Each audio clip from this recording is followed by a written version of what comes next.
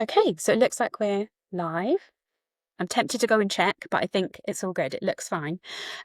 So yeah, thank you so much for joining me, Adam. I'm really excited to talk to you. And also you just told me literally like a minute ago that it's your birthday tomorrow. So that makes me Yes. even more excited that you joined us for your birthday eve.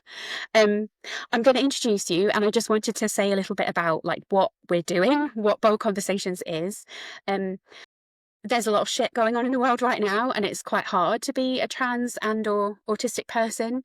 And I wanted to basically make a space where I can talk to cool trans and autistic people about what they're doing, what's keeping them going. And I think it's really bold to exist as ourselves in this world. So yeah, like with the theme of boldness, like how can we be bold in our lives as as far as possible, whilst also feeling as safe, hopefully, as possible. So let me introduce you, and then you can tell us a bit more about yourself. But I have your amazing bio here. So Adam Holcroft-Tebbutt is a trans and autistic, I'll start again, is a trans and autistic activist, designer and founder of Rainbow and Co, an independent LGBTQIA plus brand based in West Yorkshire. Through bold, politically charged designs, Adam uses his platform to amplify queer voices, challenge rainbow washing, and create space for marginalised identities. He's passionate about community building, queer visibility, and driving real change through grassroots activism.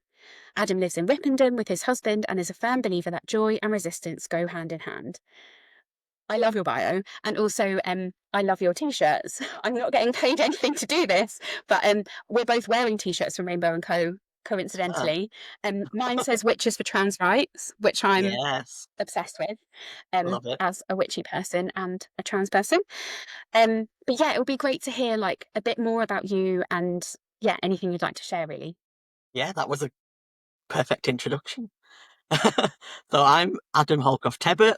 I'm trans and autistic, and I'm the founder of Rainbow and Co, which is a queer-led independent brand in West Yorkshire. Um, I design and make everything that we sell. Try to be as inclusive as possible. We currently have over 40 different LGBTQ identities, and I'm really open to people like saying, "Can you do me a mug in this identity?" Like really flexible and adding new identities all the time. Um, I started Rainbow and Co because two reasons. One, I had a mental health breakdown in a traditional job, which resulted in my autism diagnosis. And just decided that I needed to work for myself, that I couldn't function in a normal role, traditional job role. And also that I'd been going to Pride for quite a few years with my friends and things. And I'm trans. A lot of my friendship group at the time was trans, but then all of the stuff that you saw at Pride was just for gay cis men, really. So I was like, I wanted to create a brand that was more tailored to every other aspect of the LGBT community because that's just one avenue. So yeah, so now like I produce everything from t-shirts, tote bags, enamel pins, badges, and 95% of that I make myself in my apartment. Like you can see the background, like think yourself lucky that it's slightly blurred because it's an absolute tip at the minute. We donate 10% of profits to LGBTQ organisations. Realistically, it's way more than 10%, but I just say 10% so that it's kept at a minimum because I'll just throwing money out here, right, left, right, and centre. If my accountant knew how much I actually gave away, they'd be like, "What are you doing?" But yeah, the brand is like rooted in purpose rather than profit. It's not about me being, a millionaire. I would rather represent people and help people feel seen than just profit for profit's sake. Yeah. Yeah. Oh, I have so many questions, even just given what you've said there. Yeah. Also, like, I'm aware that I will be very enthusiastic, but I would just like encourage people to I guess when I'm running workshops and things, I always will say, like, if I'm enthusiastic, it's because I genuinely am. And I think as autistics, like, it's quite hard to keep that in. And I used to be very, like professional and try to keep it Yeah. contained, but I don't want to do that anymore. No, So, no. yeah, I'm going to be enthusiastic. I can't help it. Yeah. Um, and yeah, I think we met like well, we met at Reclaim Means Business, which is an amazing inclusive event that Lindsay McGlone runs and is running again in October. Um, I'll be there but again in October as well. amazing, so will I. And the thing that I really sort of hadn't really thought about before until I saw you and your work was like how I know it probably sounds really obvious, but how um, you can get across a message from wearing a t-shirt. And I hadn't really ever considered that as being like something that was connected to activism. And obviously, like we often think about it as being connected to like advertising or branding of things, but Yeah, thinking about how we can, you know, just as a trans person, even like signal to other people that we're trans without necessarily being super obvious and like wearing a big pride flag around our shoulders. Or also like just being out and about doing your daily things and wearing a t-shirt that maybe has like a challenging yeah, message on it. yeah. Um, it just hadn't really occurred to me before, and that probably sounds really, really obvious, especially to you because that's what you do. It's interesting that you mentioned advertising because I did advertising design as my degree, but I've never really thought about the connection. But I suppose when I was doing that, I was always trying to do campaigns that were related to causes or things. So my dissertation was, can advertising be ethical? So I was so I've never even put the two together before, but it just kind of follow on from doing that in my degree, and using advertising for more positive things than just buy our stuff. Yeah, exactly. And now I'm thinking about like all the different cool slogans that you have, but um, I guess thinking about the work that you do, and given that you are visible in your business as a trans and autistic person, like how is that for you right now? And how are you kind of, well, I guess my next question would be like, how are you getting by? But yeah, first of all, like, how is it for you being a trans and autistic plus, trans plus and autistic Yeah. person? I feel like I'm quite lucky in that I feel like I've been like on testosterone for like 15 years. Like I've been transitioning a long time, and I feel like I don't even think about it, even though I think about it in the context of the business, but in my day-to-day life, I don't even think about it. But I've noticed that recently, more of the people around me are asking, am I all right? And like, Mm. because they're seeing stuff in the media. We went to a Scissor Sisters concert on Wednesday, and I wore my "We Will Not Be Erased" shirt, and my husband wore the "Transphobia Rots Your Brain" shirt, because part of the proceeds from the concerts were going to "It's Not a Phase," not a Amazing. phase. So I was like, "Oh, we've got to wear our trans rights shirts." But then afterwards, we went to McDonald's on the way home, and my sister's meal was ready before ours. And I said, "Oh, go and sit in the car if you want." She said, "Oh, no, no, you're basically a target for hate crime. I'm not leaving you on your own." And I was like, "Oh, right, Um, okay." I was like, "We're just studying McDonald's," but she was like, "I don't feel like you're safe to be left here with those t-shirts on." I just kind of do it and don't even think about it. But it's other people around me that I've seen being more aware of things, obviously, because it's slightly more mainstream, the issues that are yeah, going on at the minute. yeah, yeah, that makes a lot of sense. But I guess also given, I don't know about how it is for you, but I think often when we work with lots of trans plus and autistic people, for example, or people who like are marginalized in some way, it's it becomes your sort of bubble in your circle. And so it's just normal. And then it's only when you're sort of interfacing with like in other places that maybe you might be like, oh, like, okay, not everyone gets this, or like not Yeah, everyone is as open minded as I tend to come across in my day to day life. yeah, absolutely. It is that. So, like, if I'm like, I say like 90% of my friend group is like either LGBTQ or neurodivergent in some way. Yeah. And then the people who aren't is like just my family, really. But they're all obviously huge allies and supportive and things. So I don't even really think about it. But I was thinking the other day, like I'm a really anxious person through my autism anyway. But I've thought to myself, it's no wonder that like your nervous system's shot, is it? Like in the Yeah. situation you find ourselves in. But I never even really thought about it because I identify as an anxious person anyway. But then I'm like, there's reason to be like, it's not just being anxious for no reason, which I have Yeah. experienced a lot. there's all these things happening, and people are saying to you, "Oh, you're not safe to be, you know, wearing that out in public, or you're not safe to do this and that." So it's just not a surprise, is it, that you're Yeah, on edge all the yeah. time? For sure. I totally Yeah. hear you around like that. It's so hard to access regulation right now for all sorts of reasons. Um, and that makes me think actually, like, why are we specifically focusing on trans plus and autistic people in these conversations? Is because, like, obviously, if anyone has been connected to the news or like what's been going on in the UK and the US and lots like Hungary, lots of other places in the world, there's like a real downturn in trans rights. The Supreme Court ruling in the UK, like, I don't need to tell you, it's horrendous. Um, but then also, like, thinking, obviously, there's a high crossover between like trans plus and queer and neurodivergent people.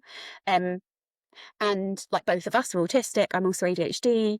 Um, and I'm not going to like talk about the people because I don't want their like names in my Yeah, podcast yeah, or in my interview with you. But there were people in the UK, for example, who are talking about autistic people. Basically, they're being over diagnosed or over identified. It's, you know, like there's all kinds of excuses why like actually being autistic isn't a thing or is not valid. And then obviously in the US, there's talk about creating a register of autistic people, which is like terrifying. Um, so all of that to say that like the climate is incredibly hostile. And I think before where we were just kind of going about our lives and doing cool work with cool people, now there's this real like resurgence of, oh no, it is actually quite dangerous. It is like bold to be doing this kind of work and not just hiding away or you know, doing things behind the scenes. So yeah. I think one Um thing that I yeah, go wanted on. to say as well was, I feel like obviously I've been involved with trans rights and stuff all through my life, just being trans. But I feel like having the privilege of passing, a lot of things have not really impacted me. Whereas the new, like the Supreme Court ruling and things, all the fallout from that is looking more likely that it will impact me. So things like I got my gender recognition certificate last year just so that I could get married. And then it's like all this stuff coming up that's like, if it could make gender recognition certificates redundant, would that mean that I'm no Yeah. longer married? Or would it mean that my husband's now married to a woman? Like, it's just, I feel like it's more personal. I obviously cared about the stuff going on before, but it didn't impact me on a personal level. So now I'm just kind of like, oh, crap. Like, Yeah. I've never really. I feel like when I was younger, early transitioning, I felt vulnerable because of being trans, but I haven't really felt that again for a long time until recently because of Hmm. the personal impact. So yeah, it's a different. I usually feel vulnerable through being autistic because people like my mum's always said things to me like, "Oh, I don't want you to go, for a walk on your own because I'm scared like you'll get lost or something will happen to you, blah, blah, blah." But it's never been, "I don't want you to do that because you're trans." Yeah. But Yeah. I feel like now it's kind of both. It's like, well, yeah, Hmm. it's just like I said Yeah. before, like it's no wonder that we're struggling, some of us. Yeah, definitely. And it makes me think of my that next question that I had shared with you was around like you mentioned your nervous system feeling quite hard to feel regulated. Obviously, as autistic people, it's really often harder than non-autistics to feel regulated. Um, and so is there anything that's helping you get through? And it could be like an idea, it could be a person, a thing, show, like anything at all that you Yeah, can think of. I feel like in the most part, it's a bit sad really, but it's because I work for myself. I literally like during the week I don't really go out. I don't really see things happening. I see stuff like on Twitter and stuff, but it's an active choice for me to go and read that stuff. I'm not Yeah. really like putting myself amongst things.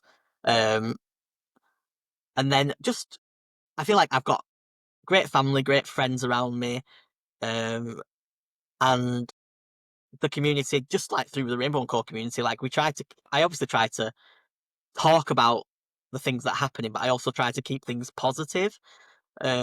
And like people comment on my posts and stuff like that. Like there's a nice little community there.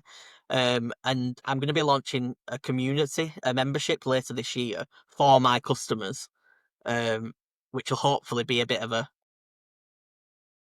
hesitate to say safe space, but a place that is people will know because it's come from Rainbow and Co and it's hosted by me that it is Yeah. you can come there and talk about stuff.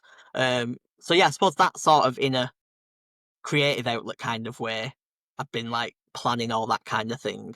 And in the past few weeks, I've started hosting an in-person like social meetup um, in Rochdale, where I'm originally from, for LGBTQ people in Rochdale. And it Mm. started out the first couple of weeks, nobody came. I was just sat there on my own. And then three people came. And then I didn't go to this week's one because I was at the Scissor Sisters concert, but more people came this week. Great. And I think what really struck me was what one of the people who came was an older trans woman.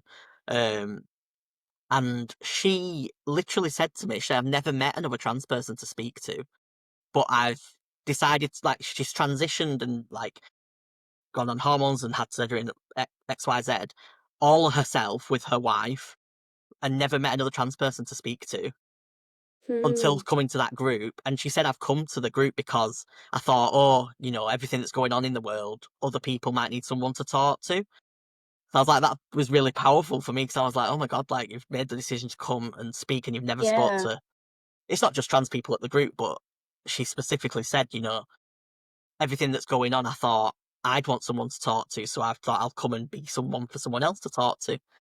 So I thought that was, so things like that, like all this, just community really, that's all the good is out there.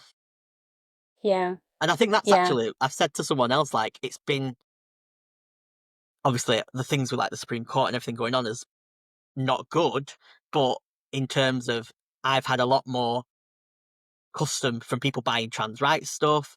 I've had a lot more people coming out and saying things in support of trans rights who I wouldn't necessarily expect to, who've not really Okay. been, I've not seen before say anything, and they have now. So there are some positives to it as well. Yeah. Yeah. Yeah. It almost, I've noticed that too. It's almost like with the increase of shit things, it kind of also is shining a light on like some of the really good things and some of the people who really do care about things, or yeah, it's kind of spreading the conversation. But like thinking about, you were saying earlier, or I can't remember now, my brain's forgotten exactly what the thing was, but it made me think about it blows my mind when people don't know any like queer or trans people. I know that we tend to sort of like be together. If we find out, for example, that we're autistic, we're also often like, wow, lots of my friends are, or um, but that, yeah, it just blows my mind that people don't feel like they don't know any trans or queer people, or like don't make any effort to. But then I guess that's the same with any marginalized identity. People tend to just like congregate in their little groups, and as in like, say, white cis het middle class society, those people are just like hanging out together. They're not necessarily um yeah, meeting other people. And maybe that's how all of this can get so bad, because there's no one. I don't know. Yeah, it's And really complex, but yeah. I think it's that by being part of the LGBTQ community or the neurodivergent community, you've got that frame of mind. So when I meet someone, I don't just assume that they're male or female. I either wait for Yeah. them to tell me, or like I don't just assume that that's the default, whereas other people do. Not all people, obviously, Yeah. but I mean, if they're not part of those communities, they're immediately like they'll see me and think, "Oh, that's a man, like that's a guy." I'll just treat them accordingly, or use the Yeah. pronouns that I assume is he/him pronouns or whatever. Whereas I assume that you probably do the same when you meet someone new. You don't just think, "Oh, that person's got long hair; they're a woman." Like, Yeah. but so I think it's just that frame of mind. But then I think some of the stuff that's happened in the past, it's too abstract to people. So they're like you say, "Oh, I don't know any queer people, so I'm not really paying attention to that kind of stuff happening." But I feel like the Yeah. Supreme Court stuff and like the fallout from that of people talking about the toilets and things like that, the things that I've seen on like just people who I'm friends with on Facebook, people who I'm friends with who I won't be friends with them if they were transphobic, obviously, but they've never explicitly said anything in support. They've seen things about, oh, it's just men trying to come into women's toilets kind of thing. But then they're standing up there and saying, hang on a minute, I've never had any issue with trans women, my issue's with men. Like, Yeah, yeah, so it's just kind of, instead of being too abstract for them, it's sort of, oh, this is coming into my space now, so I'll have an opinion about it. yeah, Or I'll at yeah. least think about it. Whereas before they would have brushed it under the carpet because it was kind of like, yeah, I don't know Mhm. any queer people, I don't know any trans people. Yeah, yeah. I'm And all particularly right. this whole, like, yeah, exactly. Yeah. And like I'm almost, well, I'm certain that there are ways in which like I'm not affected by issues, and so I don't engage with them until they're sort of on my radar, or Yeah, you know, absolutely. come up in a way. Yeah. Yeah, yeah. I'm Um not. It's not a blame thing. It's just a. oh This yeah, is how it definitely. is. Yeah. It's kind of like we've probably only got a certain level of awareness, Yeah, and then it's only when you're sort of confronted with it there's the choice to either engage or to not. And obviously for people who have more privilege, like they can easily just not engage in it because they don't yeah, need to. yeah. Yeah. And I guess I'm really conscious of like wanting to talk a bit more about like along the thread of what we've just been talking about, but also it makes me so mad that like we're even having to think about toilets. And I mean it's like why um yeah, so I guess I'm gonna check what my next question was to make sure that I oh yeah, maybe this brings us on then to like um this idea of like it is bold to be an out trans autistic person. And can you tell us about a time where you made a bold choice? I'm sure there are many, and how it changed you. Well, lots of things in my life. Like starting Rainbow and Co was probably one of them. Um, just because I'd had to leave my previous job through having a mental health breakdown. Um, and I was at my previous job. I had this meltdown. I was literally driving to work crying every day, sitting around the corner from work crying, ringing my mum, being like, I can't go in. Um, Mhm. but I didn't really have a reason for it other than I'm an anxious person, basically. Because I Yeah. was still going through the process of trying to get an autism diagnosis at that point. Um, and in the end, I just had to quit my job because I was like, I can't do this anymore. Like, um, and I think my mum was worried, like, what are you gonna do? Like, I lived at home, so I didn't have rent in a typical sense. But she was Yeah. just like, what are you gonna do? I think she worried that I would just fester at home, basically. And I was like, oh, I'm gonna start this business, and I was like, don't worry, like it's gonna be a success. I'm gonna make something of it. And I think she was probably like, all right, whatever, get over there. But like, we've been going 7 years now. So it's I think I can't remember what the stat is, but it's something like 50% of businesses fail in the first 3 years or what something like Yeah. that. Uh, Wow. and also, I actually thought at the time, so it was 2018 when I started. I thought, oh, this is like the worst it'll get for the queer community because you think that things are Wow. going to progress. And Yeah. that was Yeah. it was kind of a bold thing to launch a brand that was talking about trans people, that was talking about non-binary, bisexual, anyone other than gay cis men. And I do still cater for gay cis men. Let's put that out there. Um, but yeah, things have just got worse. So I feel like it's probably more bold of me to be here with my brand now than it was then. Even though at that time I thought that it was, yeah. But it's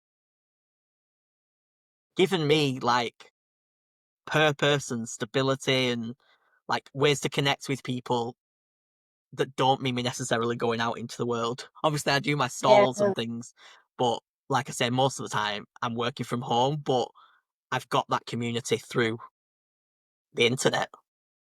So yeah, Yeah. Yeah. That's so cool. It makes me think of almost like it's a very classic, obviously not to generalize, but like for some autistics it's very common for us to essentially like make a business or make a sort of way of life through our special yeah, interests or things we're passionate about. And then the fact that you can have like connection with people, um through like not having to sort of be face to face, that's also really helpful, isn't it? To like have that community and that sense of connection, but not necessarily be out and about all the time, you know, going into an office or Yeah. yeah. I think that's a different point, but that's the next worry for me is that I'm kind of at my limit of what I can do on my own. So I need to start Hmm. hiring people. And it's kind of like I'm a perfectionist. I like to be in control. And it's not just from a business point of view, but also from a I don't want anyone speaking on behalf of the business and saying something that doesn't match with the values Yeah. that I have for the business. Um, so yeah, that's my next sort of challenge. Yeah. Yeah. I'm sure you'll figure it out, but yeah, I can see how that's a challenge. Mm, Um, I think it's yeah.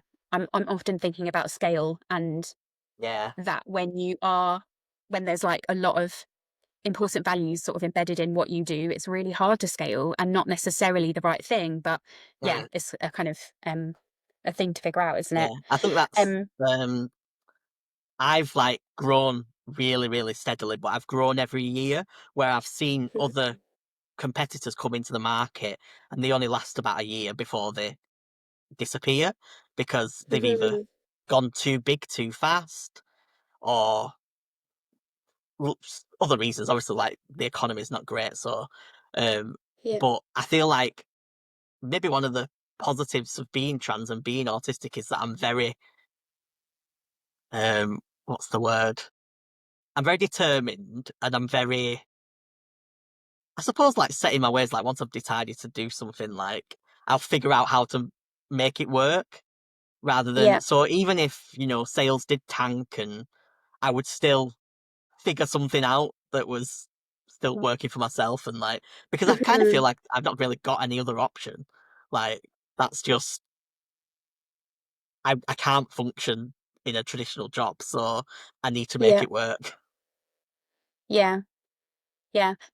Again, like now my brain's really fuzzy with like different directions, but I guess one of them is that often, again, if we're late identified, we've had that like burnout Mm, experience, and then it's like, no, you literally can't go back to how things were before. yeah, It's not even a choice. Like yeah, the idea of maybe like forcing ourselves into mm, whatever it was that we did yeah, before would is just like impossible. yeah. I think Um, about it all the and yeah, time. I think, really, because I could go and get a job, be an e-commerce manager for a brand and be on 60 grand a year, yeah, but I could do it for 18 months and then I'd completely break down and be in bed for the next 6. So yeah, it's like, is it worth it? And it's just that yeah, I think when I was younger and I did advertising at uni, I wanted to be a creative director in an ad agency. And I was like, this is my goal, this is my goal, this is my goal.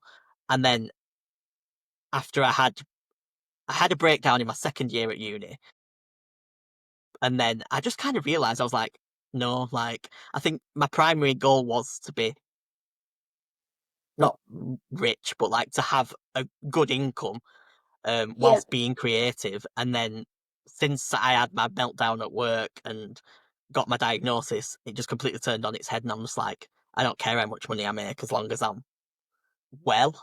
Because Hmm. the first time I had a breakdown, I literally was in my mum's bed. I couldn't even get up. I had a loft bedroom. I couldn't even get up the stairs to the loft. I Yeah. literally was in my mum's bed for like 3 months over summer from uni. Didn't move for 3 months. And then I went Wow. back and did my third year of uni. So like I'm just like, Yeah. that's the worst I've been. I would do anything to not be back in that position. Yeah, definitely. Yeah, it comes with a massive cost, doesn't it? Yeah, And is yeah. it worth paying? Yeah, yeah. It doesn't Um, really matter how much money you've got in the bank if you're bedbound and can't do anything. no, no, exactly. And also that means then that you can't engage with anything you're passionate about. So it's not like you've got that money and then you're loving Mm, life. mm, You're also just like, yeah, yeah, totally fucked, basically. yeah. You're not Um, existing basically. yeah, yeah.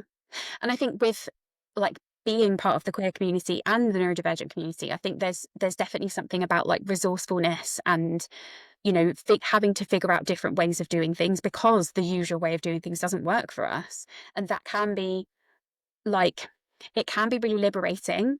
And I've gone through a bit of a process around this, feeling like it can be incredibly liberating, and it can be fucking terrifying because there isn't the same like structural or kind of systemic things to come back to that maybe other people may just pop off and like give self-employment a go, and then they're like, oh no thanks, it's not for me, I'll just, go back to doing a 9 to 5. And that isn't necessarily possible for us for various reasons. Like, I'm a parent to 2 neurodivergent kids, a single parent, so and we home educate, so there's also like not loads of time and capacity for me to go and work full time. But I also think that, like you were saying about how important it is to be well, I don't think I could do anything else or do anything I wasn't passionate about.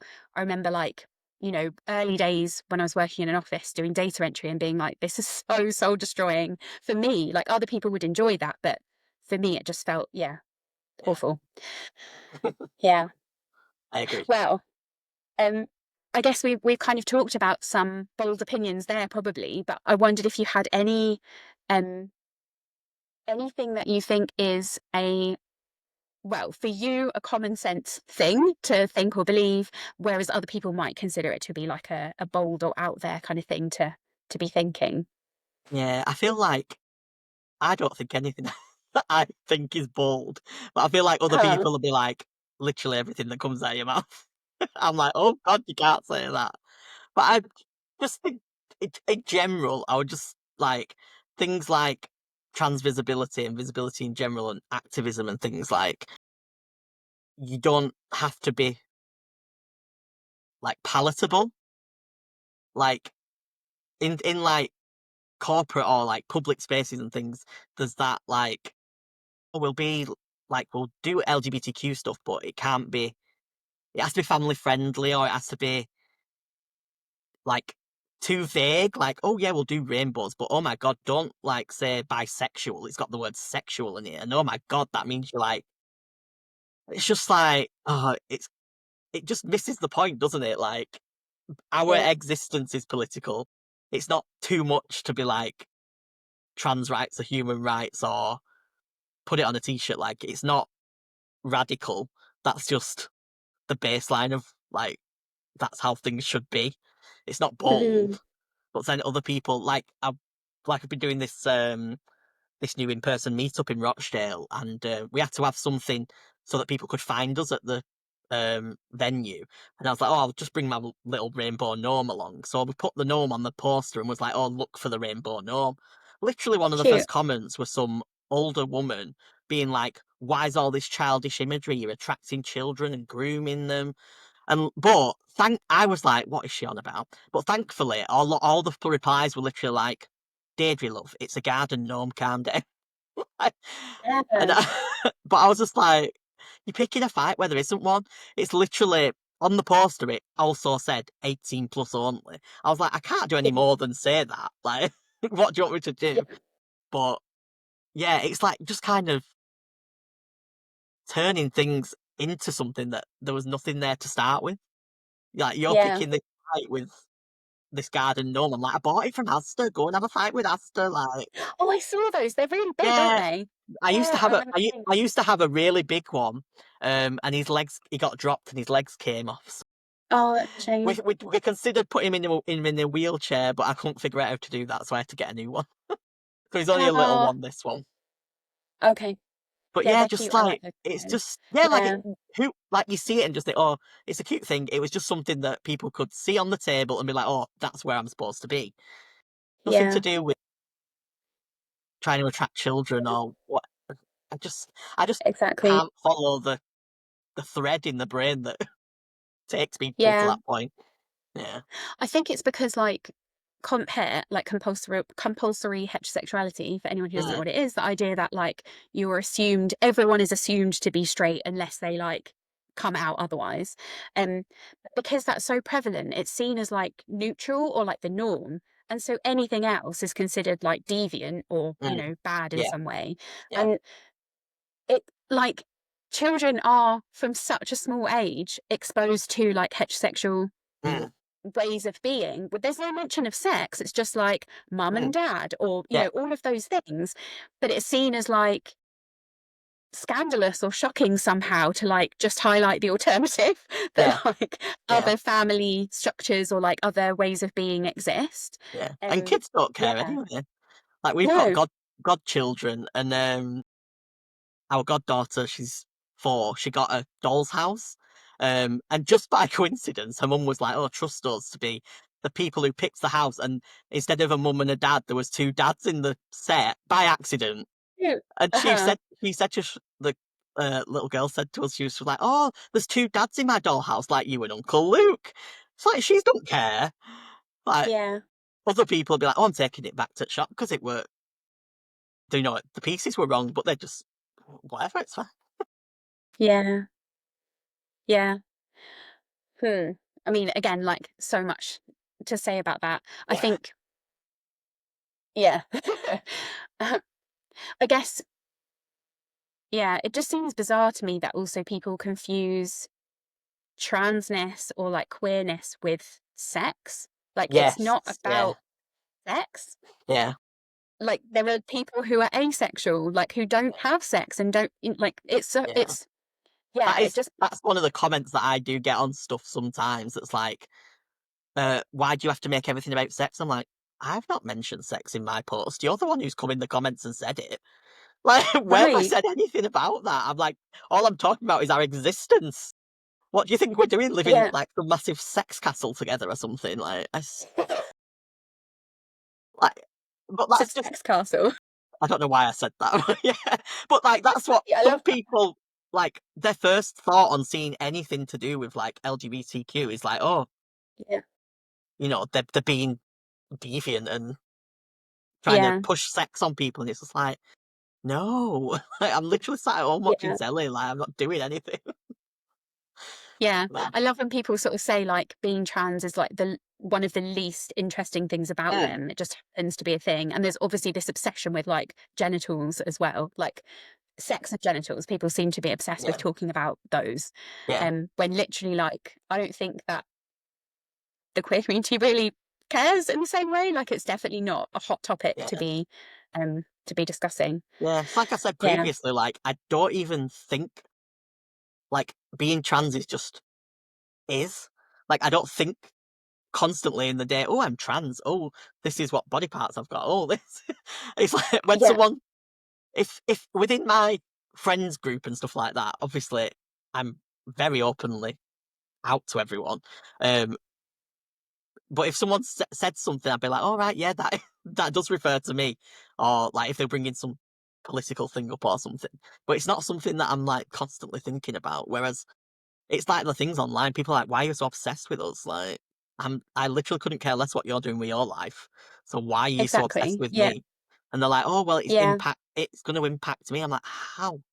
How does me being allowed to get married or use the toilet impact you? Like, do you want to come and Yeah. sit next to Yeah. me whilst I have a wee? Like, it's just stupid." Yeah. And I think that it's almost like as it's no coincidence that as we see the like a rise in fascism, we see a rise in like Mm, policing of people's bodies. And yeah, trans people are like a perfect place to do that, right? Because like it's already considered deviant by mainstream society to express anything other than like being male or female. Um, and that kind of idea of like control is the same as diet culture. Again, like just how do we restrict control, like stop people from feeling a sense of agency and autonomy because that is like the enemy of fascism. Fascism wants you to conform and to yeah, do what you're and I told. think like Um the climate we're in, like we have very little control of what's going on around us. So I feel like it's just yeah. something that people can grab onto and be like, "Oh yeah, I know what's right about this. I can take a bit of control with Mhm. that situation because I can't Yeah. control anything else Yeah. going on around me." Yeah, definitely.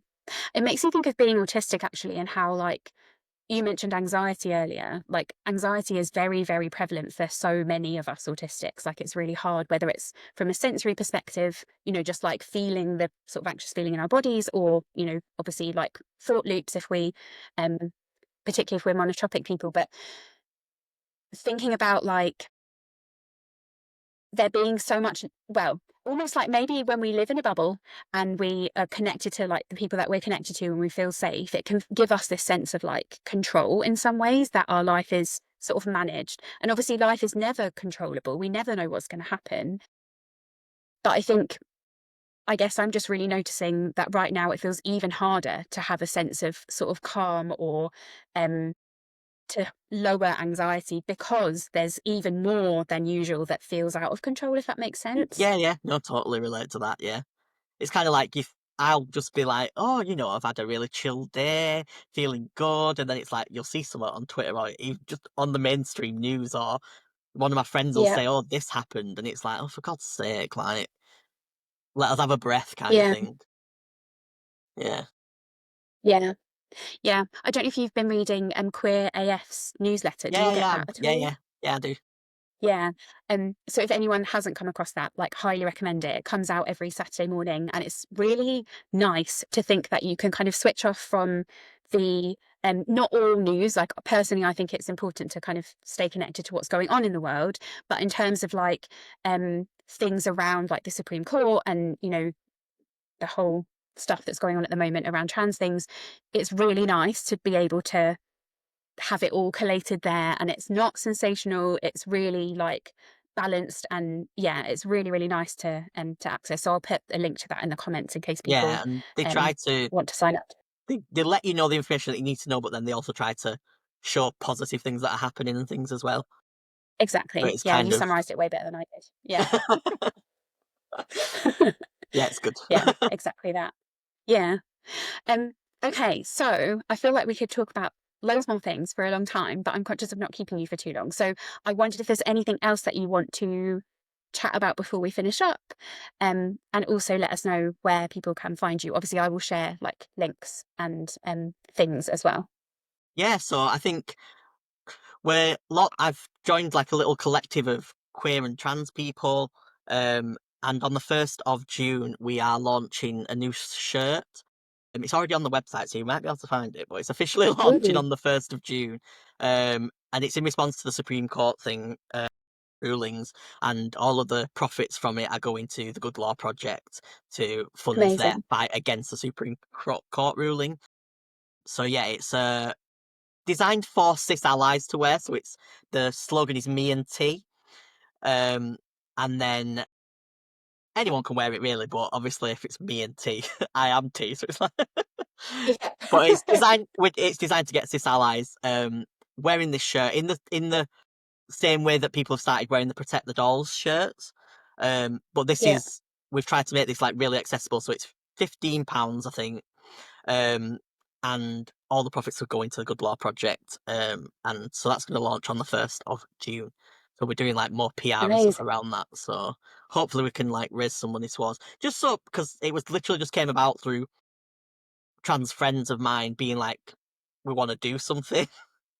So Yeah, it's been really good. So like, the person who designed it was trans. Obviously, I'm printing and making all the shirts, and then like everyone who we've got working on it is part of the community. So it's been a really like collaborative thing. So it's been really good rather than all the pressure being on one person to be like, because people have messaged me saying, "Oh, can you do a Protect the Dolls shirt?" And I'm like, no, because it's not my design. Like, I can come up with something hmm, else, but it's also the busiest time of the year.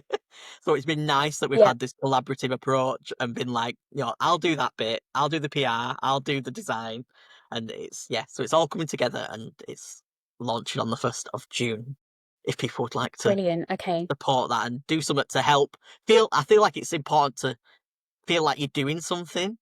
Like, yeah, we feel like we're doing something by producing them, but also it's an easier thing for people to be like, I bought this shirt, the profits are going to the Good Law Project, rather than feeling helpless, and just seeing stuff in the yeah, news and being like, but what do I do other than say I'm in support of trans people? You can contribute a little bit more yeah, yeah.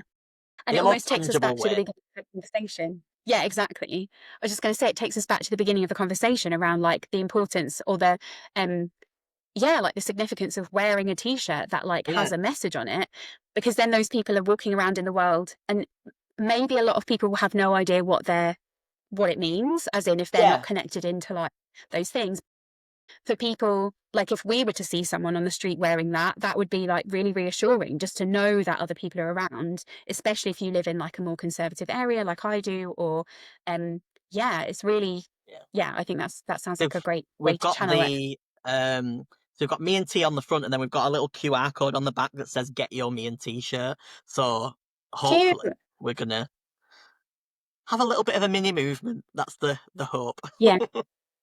Great. Okay. Well, for anyone watching it, shall I? I'm just thinking. Obviously, I can send an email out with links and put them into the comments on YouTube. But I guess for anyone who doesn't know, they should go and check out Rainbow and Co. And it will be there from the 1st of June. Yes, so it's Great. rainbowandco.uk. Yeah. Great. And I'll Okay. be Well, updating thank the you so I'll be much. updating the banner on the 1st of June, so it'll be obvious where it is. Okay. Brilliant. Yeah. And also just go and check it out because there's really cool things like my Witcher t-shirt. Yeah, Um, is there anything else you want to talk about, or should we finish up? I don't think so. I'm good. Okay. All right. Well, thank you so much for joining me. It's No, been so thank you. nice to talk to you again. And I love yeah, talking I'm about sure that stuff. people will find it interesting. Sorry? I love talking about stuff because I feel like sometimes you talk about stuff in your personal life and people are like, "Oh God, he's on one again." But it's good to talk to someone who like is happy to have that conversation. Yeah, definitely. Yeah, and I'm sure that everyone listening will have got a lot from it as well. So thank you very Yeah, I hope much. so. Cool. All right. Well, I'm gonna stop streaming, and thank you so much everyone who's joined us. And I'll see you later if you're coming to the live ones. We'll be back at 2 o'clock talking to Arlo West.